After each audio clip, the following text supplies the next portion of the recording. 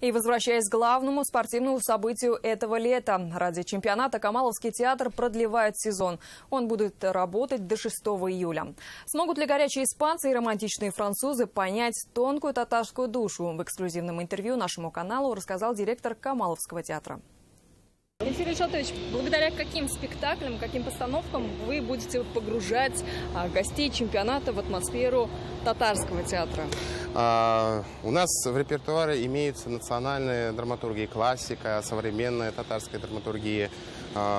Спектакли, они очень интересные, они очень музыкальные. И в течение 3 часов будем погружать нашего зрителя, гостей футбола, который приезжает именно смотреть футбольные игры. Между этими играми мы будем показывать именно интерес классический, где зритель сможет, посетители смогут не только просто как спектакль посмотреть, но и увидеть национальную художественную часть, национальную музыкальную часть и менталитет услышат, увидят наши гости. Зрительный зал оборудован на 2 синхронных перевода. Это русский и английский язык. Тут же еще не только болельщики футбола приезжают, приезжают к родственникам татары, которые живут за пределами Татарстана. И они тоже очень просят, звонят, пишут на электронную почту, хотели бы в летнее время. А как всегда летом театр у нас уходит в отпуск.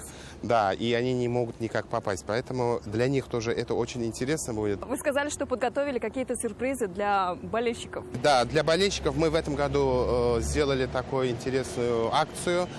У кого есть паспорт болельщика, им билеты будем предоставлять, продавать по 50% скидкой. Возвращаясь к репертуару, вы сказали, вот 11 спектаклей, если я не ошибаюсь. Да. Почему именно выбрали вот эти постановки?